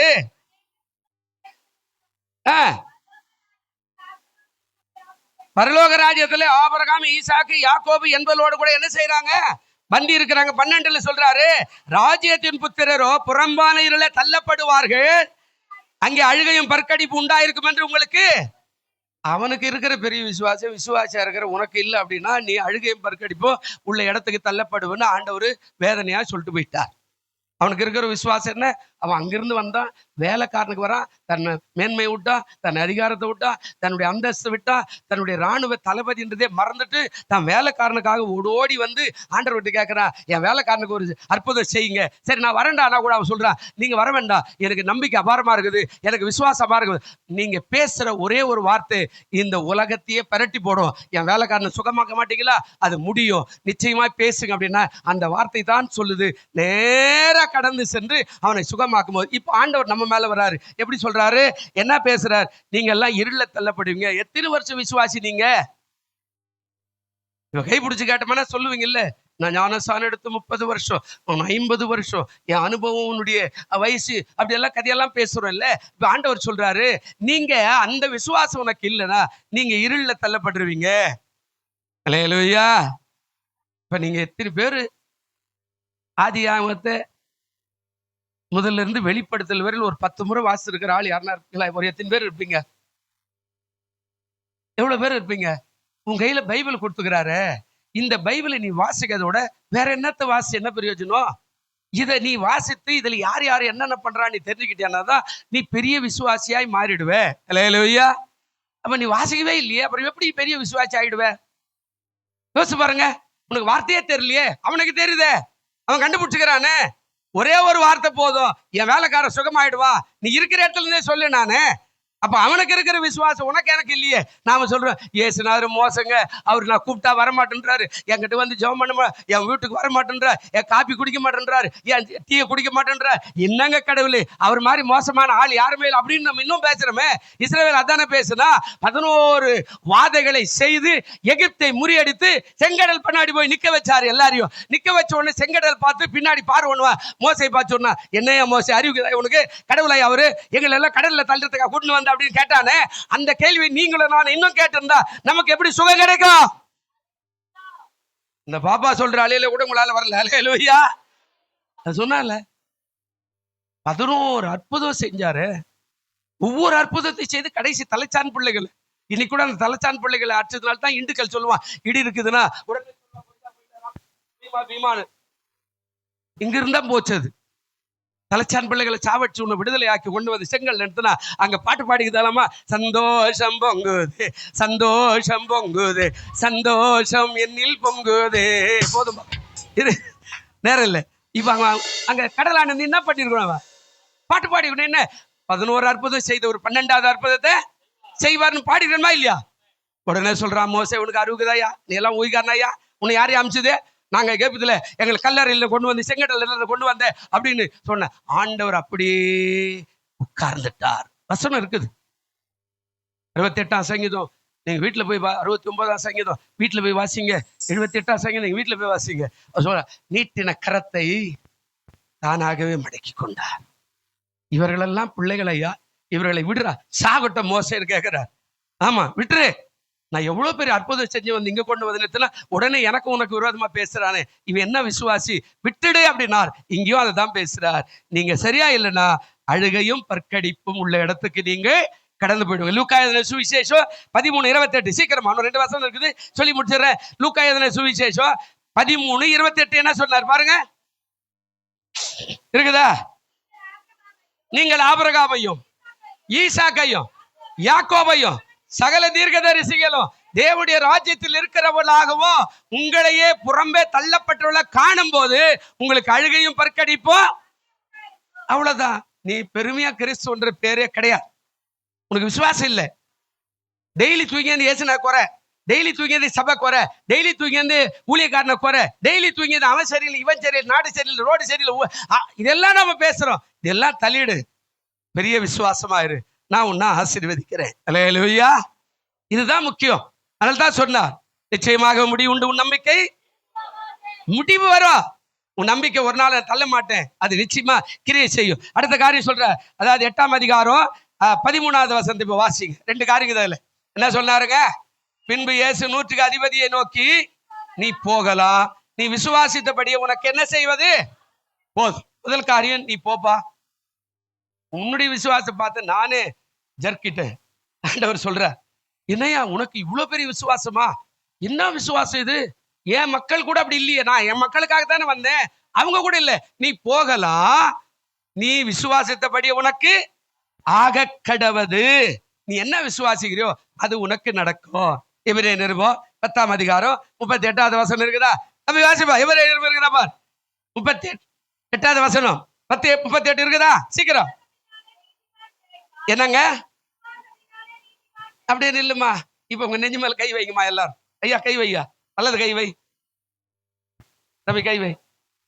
இப்ப கண்ணை மூடு. இல்ல எங்களை பார்க்காது, பக்கத்துல இருக்கிறவங்க பார்க்காது, கண்ணை மூடு. இப்ப சொல்லுங்க, நான் சொல்றத.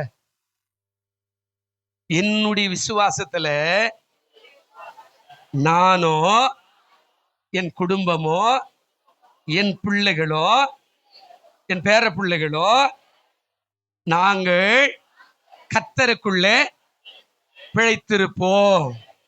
அல்லேலூயா. சொல்றாரு. இப்ப அந்த வசனம் சொல்றாரு, விசுவாசத்தினால் யார் பிழைப்பான்? நீதிமான் பிழைப்பான், பின்வாங்கி போவானால் அவன் மேல் என் ஆத்மா எப்படி இருக்காதா? என்ன பேசிக்கிச்சாரு, இவரை உடையா, பக்கத்தில் இருக்கிற உடையா, பாஸ்டர் உடையா, உன்னை யார் அழைச்சது? யார் அழைச்சது? இயேசு உனக்காக சிலுவையை சுமந்து பாடுபட்டு உன்னை பெயர் சொல்லி இழுத்துன்னு வந்து சபையில உட்கார வச்சு என்ன ஆராதி, நான் உன்னை ஆசீர்வதிப்பேன். அல்லேலூயா. ஏசாயா 9 அதாவது 40:9 சொல்லுவாரு, 9:10 சொல்ல, பூமியின் கடையாந்தரங்களை உன்னை நான் அழைத்து வந்து அதோடைய எல்லையிலிருந்து அழைத்து வந்து உனக்கு ஒரு பேரிட்டு, நீ என் தாச, நீ என்னால் மறக்கப்படவில்லை, வாக்கெல்லாம் கொடுத்துட்டு போகிறாரு. அப்ப எங்கேயோ சுத்தி இருந்த ஆளு நம்மளை கூட்டின்னு வந்து நம்மளை பரிசுத்தப்படுத்தி ரத்தத்துல கழுவி சுத்திகரித்து நமக்கு ஒரு பேச கொடுத்துக்கிறாரு. என்ன பேர்? நம்ம பேர் ஏதோ ஒரு பேர், நம்ம பேருக்கு அர்த்தம்லாம் இருக்கும்ல, அந்த பேரை கொடுத்து நீ என்னுடைய தாச, நான் உன்னை கைவிட மாட்டேன்னு சொன்னாரு. அவரை எப்ப பார்த்தாலும் சிலுவையில் நீ சரியில்லை சரியில்லை சரியில்லை. அவர் என்னன்னா அந்த கோயிலுக்கு போய் என்ன ஆண்டவரே சொல்றார், இருள்ல போய் விழுந்துருவீங்க. இந்த அம்மாக்கும் இந்த ஆளுக்கும் இருந்த பெரிய விசுவாசம் உனக்கு இல்லாத போயிடுச்சா? உங்களுக்காகத்தானே நீ இவ்வளவு அற்புதங்களை செய்த. வேதத்துல ஆதி ஆபத்தில் வெளிப்படுத்தல அவ்வளவு அற்புதங்களை உங்களுக்காக செஞ்சன. அந்த அற்புதத்தை கண்டும் நீ இன்னும் குறையா இருக்கிறனா, நீ அழுகையும் பற்கடிப்புள்ள தேசத்துக்கு போயிடுவில்ல. சரி, இப்ப அந்த 13 கடைசி வாசி முடிச்சிடலாம். என்ன சொன்னாருங்க? நீ போகலாம், உனக்கு ஆக கடவுது என்றார். அந்த நாழிகையிலே அவன் வேலைக்காரன் என்ன ஆயிட்டா? இப்ப சொல்லுங்க, அந்த வேலைக்காரன் என்ன ஆயிட்டா? அந்த வேலைக்காரன் என்ன ஆயிட்டாங்க? விடுதலை நாயக வெற்றியை தருகிறார், குடிக்க போற கைதட்டு, எனக்குள்ளே இருக்கிறார், என்ன ஆனந்தம், ஆமென், ஆமென். விடுதலை நாயக வெற்றியை தருகிறார், எனக்குள்ளே இருக்கிறார், என்ன ஆனந்தம். சங்கீதம் 34:7 கடைசியா வாசிருங்க சொல்றாரு, அவர் தம்முடைய தூதர்களை அனுப்பி அவர்களை என்ன செய்யறாரா? வசனம் இருக்குதா பாருங்க, கர்த்தருடைய தூதன் அவருக்கு பயந்தவர்களை சூழ பாளையம் இறங்கி அவர்களை என்ன பண்றாரு? வசனத்தை அனுப்பிட்டார். போ, உன் வேலைக்காரன் பழிச்சிருவான். என்ன விசுவாசி அதன்படி போனான். அவன் போகும்போது எதிராளி ஒருத்தன் வரான், எதிர்க்க வந்து வேலைக்காரன் அவன் நேற்று இந்த மணி நேரத்துல சுகமாயிட்டான். அவன் நினைச்சான் கர்த்தருடைய வார்த்தை அதுதானே சொல்லுது, அன்றைக்கே சுகமாயிட்டான். பிரியமானவர்களே, உங்க வாழ்க்கையில ஆண்டவர் சொல்றாரு, என்ன சொல்றாருங்க? நிச்சயமாகவே முடிவு. பழசுக்கெல்லாம் போயிட்டு எல்லாத்துக்கும் ஒரு முடிவு உண்டாக்கிட்டாரு. பிரசங்க 3ஆம் அதிகாரத்துல, ஆமா 2 8 9 வசனம் வரையில சொல்ற எல்லாத்துக்கும் ஒரு காலம் இருக்குது. எல்லாத்தையும் ஒதுக்கிட்டாரு. ஓடி போச்சு, பாவம் ஓடி போச்சு, அக்கறை ஓடி போய், மீறல் ஓடி போய், சாபம் ஓடி போச்சு. இப்ப வந்தது என்ன? அந்த வசனம் உங்களுக்கு தெரியலையா? நிச்சயமாக முடிவு உண்டு நம்பிக்கை. இப்ப என்னதுங்க? நம்பிக்கை பெருகுது, ஆசீர்வாதம் பெருகுது, நன்மை பெருகுது, சுகம் பெருகுது, ஆரோக்கியம் பெருகுது, மகிமை பெருகுது, மகிழ்ச்சி பெருகுது, அதிசயங்கள் பெருகிறது. அந்த வார்த்தை ஒரு நாள் என்ன செய்யாதுங்க? வீண் போக. நீ விசுவாசித்தியானா தான் வரும். ஏதோ சொல்லிட்டாரு ஓடியா, அடுத்த வாரம் முடிஞ்சா வரும், இல்ல சிக்கு லீவ். அடுத்த வாரம்னா பாதி பேர் இருக்க மாட்டோம். நமக்கெல்லாம் நிறைய பேர் சிக்கு லீவ். ஒரு வாரம் வந்தா ஒரு வாரம் லீவ். அப்படிதானே ஐயா? ஒரு வாரம் வந்தா ஒரு வாரம் லீவ், சிக் லீவ் போடுறோம், முடிஞ்சு போச்சு. முடிஞ்சா வருவோம், இல்ல வராக்கட்டி போகும். இல்ல, எப்போதும் விசுவாசமா இருக்கணும். கர்த்தர் உங்களை பாக்குறார். நமக்கு பலவீனம், என்னை விட உங்களுக்கு எல்லாம் பெரிய பலவீனம் இருக்கு போது 14 ஆபரேஷன் பண்ணிக்கிறேன் எனக்கு. ஆமா, இன்னும் போராட்டங்குது எனக்கு. அந்த தாக்கத்தினுடைய தாக்கம் இன்னும் கூட இருக்குது. நான் திடீர்னு படுத்தமான எங்காவது ஒரு பக்கம் இழுத்து பிடிச்சிக்குது. ஆனா நான் விசுவாசமா தான் நடக்கிறேன், ஓடுறேன், வாக்கிங் போறேன், இன்னும் ஒரு 8-10 ரவுண்டர் அடிக்கிறேன், எக்ஸசைஸ் பண்றேன், நான் எல்லா இடத்துக்கும் ஓடுறேன், பாடுறேன், ஆடுறேன். அந்த விசுவாசம் தான் என்னை காப்பாத்திக்குது. அல்லேலூயா. ஆனா நீங்க எப்ப பார்த்தாலும் என்னால முடியல இதே சொல்லாதீங்க. கர்த்தரால முடியும், உங்களால முடியும். விசுவாச வார்த்தையை அறிக்கை செய்யுங்க. நீங்க 100 ஆண்டு காலம் நல்லா வாழ்ந்திருப்பீங்க. அல்லேலூயா. எப்ப பார்த்தாலும் முடியாதுன்னே சொல்லாத. வியாதி இருக்கு. எந்த வியாதி யாருக்கு இல்ல? எல்லாருக்கும் வியாதி இருக்குது. ஆனா அந்த வியாதியில் கூட உன்னை சுகமாக்க அவர் வல்லவரா இருக்கிறார். அல்லேலூயா.